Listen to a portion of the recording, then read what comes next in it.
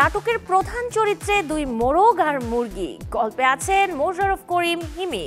Pets থাকে আমার shooting করতে একটু বেশি ভালো লাগে, বাট আজকে হচ্ছে মুরগিও ভালো লাগে। মুক্তি পেল 17 বছর আগে নির্মিত উনাদিত্য ছবির ট্রেলার। চলচ্চিত্রে নিজের অবস্থান নিয়ে নায়ক বাপ্পির আক্ষেপ, অভিনেত্রী নিকোল কিডম্যানের 19 বছরের দাম্পত্যের বিচ্ছেদ। দর্শক সবাইকে আমন্ত্রণ, শুরু করছি Walker footwear presents showbiz and style 24। দেশ বিদেশের বিনোদনের নানা খবর সাথে নিয়ে আছি আমি শাহরিন জেরিন।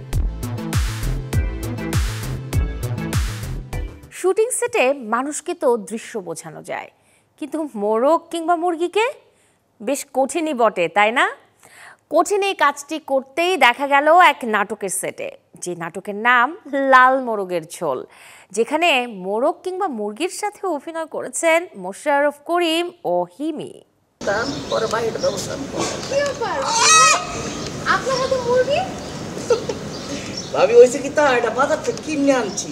লাইট, ক্যামেরা, অ্যাকশনের ব্যস্ততায় চলছে নাটকের দৃশ্যধারণ, যেখানে প্রধান দুই চরিত্রে মোরগ ও মুরগি। গল্পে তাদের নাম রকি ও হানি।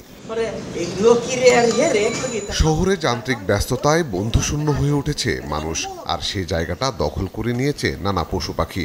এমনই এক গল্পের নাটক লাল মোরগের ঝোল। সদ্য উত্তরায় শেষ হলো একক এই নাটকের শুটিং, যেখানে মোরগ ও মুরগির সঙ্গে অভিনয় করেছেন মোশাররফ করিম ও জান্নাতুল সুমাইয়া হিমি।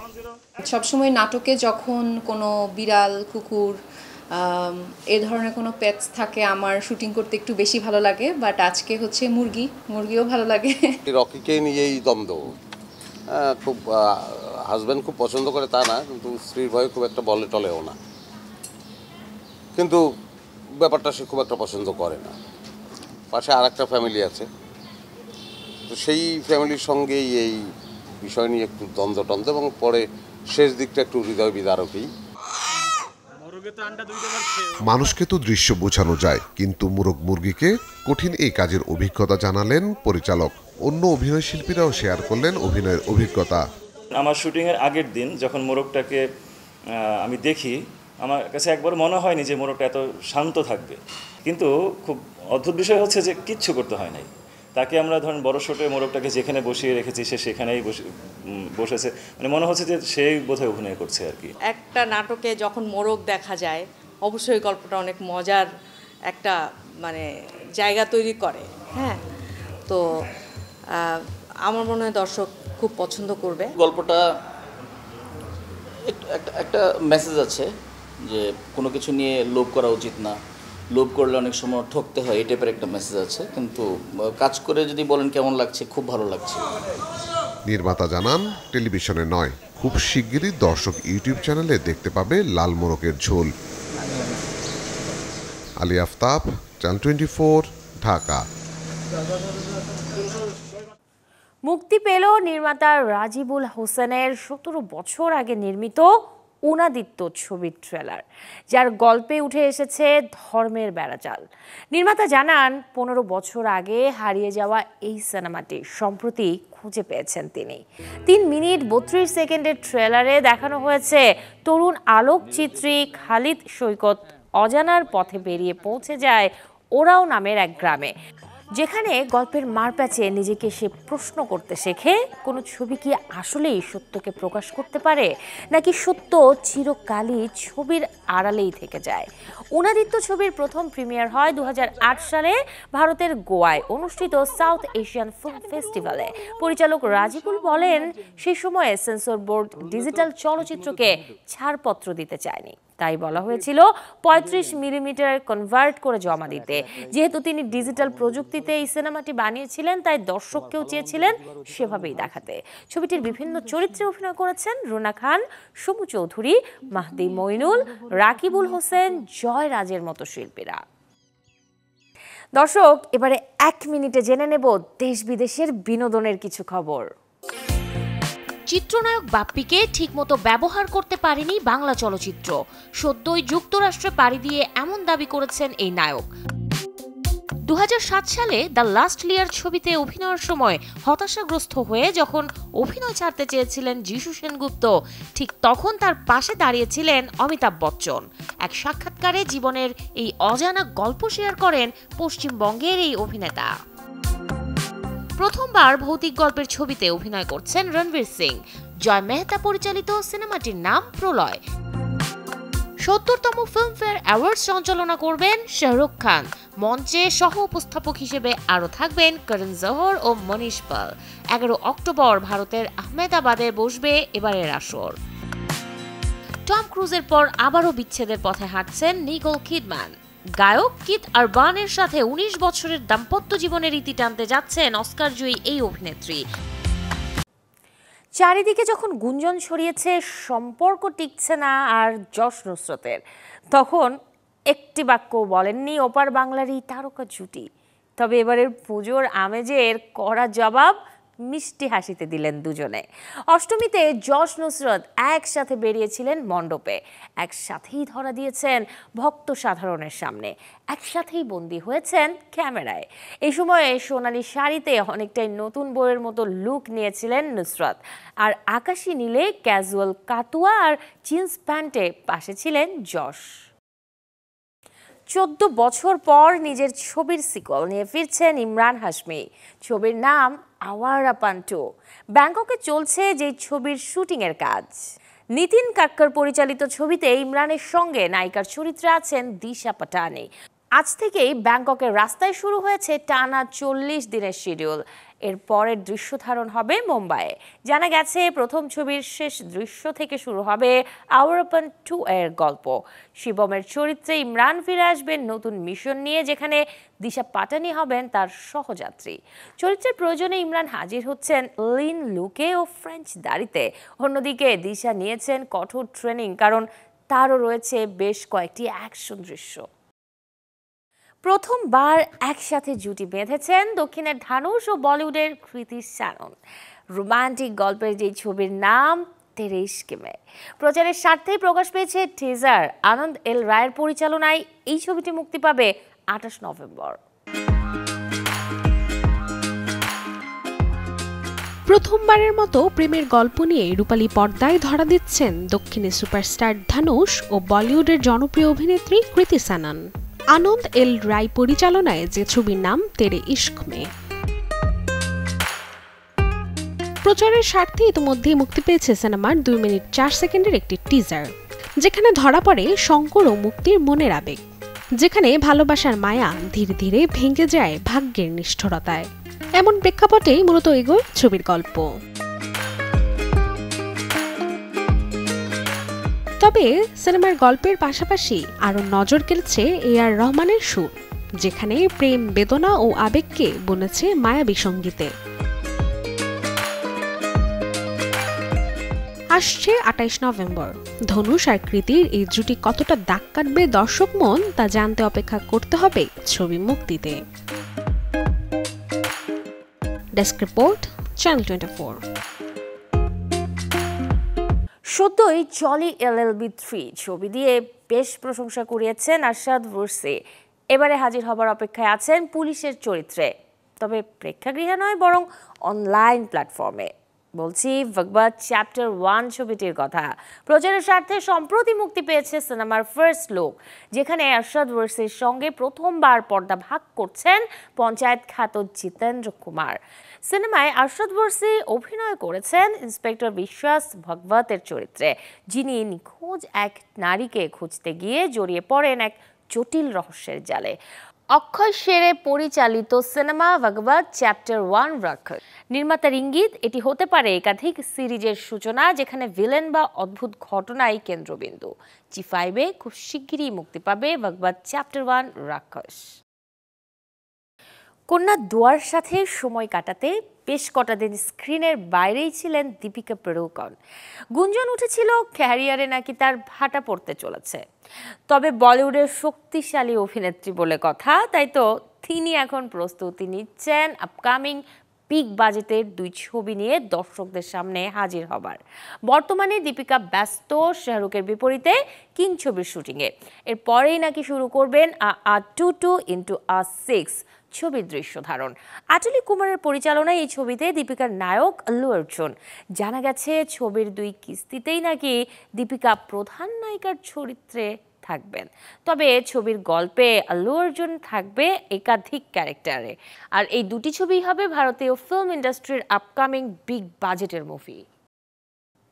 সিলসিলা, দিলওয়ালে দুলহানিয়া লে যায়েঙ্গে, মোহাব্বত কিংবা পাঠানের মতো দর্শক মাতানো সিনেমা বলতেই ইয়াশ রাজ ফিল্মস।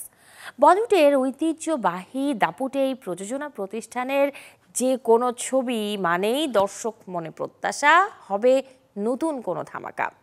এবারে YRF আরও নতুন কিছু দর্শকদের উপহার দিতে বিশ্বের দুর্দান্ত সব গল্প লেখকদের দিচ্ছে নতুন সুযোগ। অক্টোবরের প্রথম দিনে প্রতিষ্ঠানটি তাদের অফিসিয়াল সোশ্যাল মিডিয়া হ্যান্ডেলে ঘোষণা করে এই বিশেষ উদ্যোগের। এখানে দেশ বিদেশের স্ক্রিপ্ট রাইটাররা তাদের রেজিস্টার্ড সিনপসিস জমা দিতে পারবেন সম্ভাব্য হিন্দি ছবির জন্য। এমনকি ইয়াশ রাজ ফিল্মসের পক্ষ থেকে জানানো হয়েছে এই প্ল্যাটফর্ম শুধু জমা দেওয়ার জায়গা নয়, বরং এমন এক দরজা যেখানে প্রবেশাধিকার পাবেন সেই সব গল্পকার যাদের কাছে বলার মতো অনন্য কাহিনী আছে কিন্তু পৌঁছানোর মতো সুযোগ নেই। দর্শক, এতক্ষণ ছিলাম বিনোদনের নানা খবরে। এবারে দেখব জীবনযাপনের গল্প, জানাবো লাইফস্টাইলের কিছু আপডেট। প্রতি বছরই কাশফুল ফোটে, আর প্রতিবারই তা মনে করিয়ে দেয় ঋতুর পালাবদল। মানে শুধু ক্যালেন্ডারের হিসেব নয়, মানুষের ভেতরের অনুভবও বদলায়। এই সাদা ঢেউ যেন নতুন করে শেখায় সৌন্দর্য কখনোই পুরনো হয় না।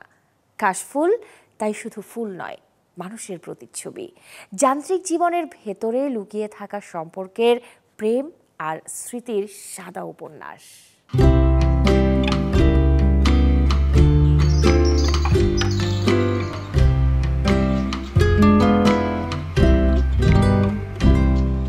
মানুষ যদি কাশফুল হতো, কিংবা কাশফুল যদি মানুষ, তবে কি উড়ে যেত সব অবিশ্বাসের রং মাখা ফানুষ? মানুষ কি শুধরে নিত সব ফুল, যেমন শুভ্র কাশফুল?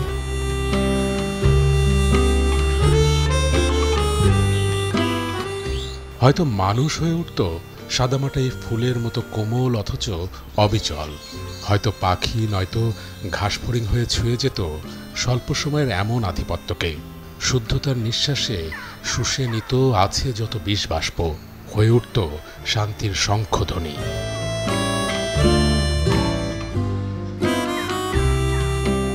আজ সেই শরতের গল্প। অযত্নে ফোটা কাশফুল আড়ত করে রাখে যে, এ যেন বায়না করে খাজনা দিয়ে কেনা। যদিও শহর থেকে দূরে, তবে শহুরে মনের কাছে। কারো কাছে শরতের এই সাদা পতাকা মন ভাবুকের আয়না, কারো কাছে শৈশবের সাদা ডাকপিয়ন, অপুদুর্গার ট্রেনের হুইসেল বাজানো উচ্ছ্বাস, যেখানে মেঘ ভেসে ওঠে শব্দ হয়ে, আর কাশফুল দাঁড়িয়ে থাকে তার পাঠক হয়ে। শরতের এই শ্বেত শুভ্র সমুদ্র যেন ময়ূরের পেখম, আলো পড়লে নেচে ওঠে যার রংধনু রং। দিনের শুরুতে যে সাদা মেঘবালিকা, শেষ বিকেলে সে সোনার গহনা পরা রূপবতী এক ললনা। অথচ যার কোমলতাই নেই বর্ণের টানাপোড়েন, নেই ঘ্রাণ বৈষম্যের দীর্ঘশ্বাসও। কাশফুল আমাদের শেখায় ভালোবাসা ভাঙলেও সম্পর্ক থাকে। শহর হোক না যতই যান্ত্রিক, অনুভূতি টিকে যায়। আর মানুষ নিঃসঙ্গ শেরপা হলেও কোথাও না কোথাও জড়িয়ে থাকে কারো না কারো সাথে, কাশফুলের মতো বিক্ষিপ্ত ছন্নছাড়া অথচ নিখুঁত সৌন্দর্যে ভরা। তাই তো আওড়াই কাশফুলের কাব্য। ইচ্ছে করে ডেকে বলি, ওগো কাশের মেয়ে, আজকে আমার চোখ জুড়ালো তোমার দেখা পেয়ে। তোমার হাতে বন্দি আমার ভালোবাসার কাশ, তাই তো আমি এই শরতে তোমার কৃতদাস। নীল মাহবুব, চ্যানেল 24, ঢাকা। দেশের নারী উদ্যোক্তারা একটি দিন কাটালেন নিজেদের বিনোদনে। আয়োজনটা ছিল নক্ষত্র নারী সংগঠনের, যেখানে অংশ নেয় 2 শতাধিক নারী উদ্যোক্তা। আয়োজনে এদিন উপস্থিত ছিলেন চিত্রনায়িকা রোজিনা ও চিত্রনায়ক শিপন মিত্র।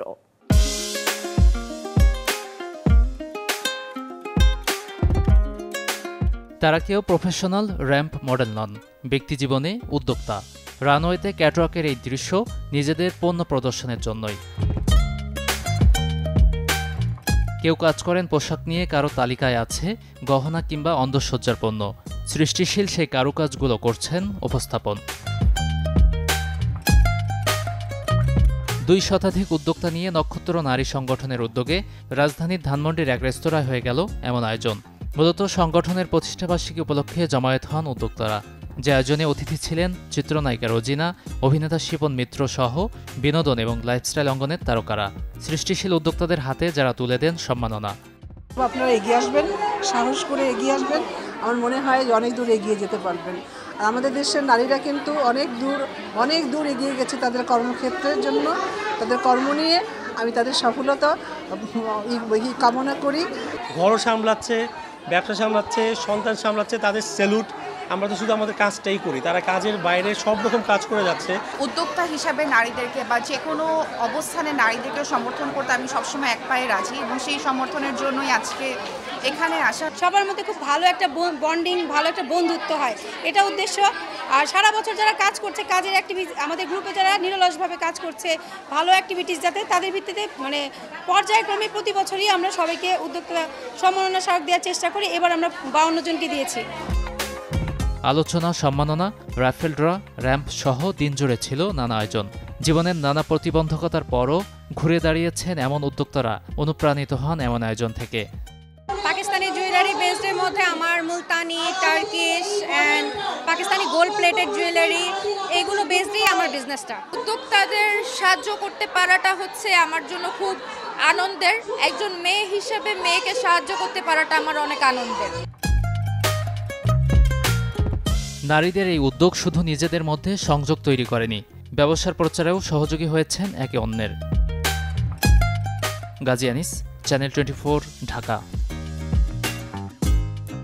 হাতে নেই নতুন ছবির কাজ, তবুও তিনি গোটা বিশ্বকে তাক লাগিয়ে দিলেন। বরাবরের মতোই তার রূপের দ্যুতিতে বোধ হয়েছে কোটি কোটি ভক্ত সাধারণ। এমনটাই তো হবে, কারণ তিনি যে সাবেক বিশ্ব সুন্দরী ঐশ্বরিয়া রায় বচ্চন। তার নতুন করে এই আলোচনায় আসাটা হিরে খচিত কালো পোশাকে প্যারিস ফ্যাশন উইকের মঞ্চে। সাবেক বিশ্ব সুন্দরী বলে কথা, তাই তো তার উপস্থিতি অন্যরকম দ্যুতি ছড়িয়েছে এ বছরের প্যারিস ফ্যাশন উইকের মঞ্চে। ঐশ্বরিয়া রায় বচ্চন, যিনি কিনা প্রায় 14 বছর ধরে যুক্ত আছেন লরিয়াল প্যারিসের ব্র্যান্ড অ্যাম্বাসেডর হিসেবে,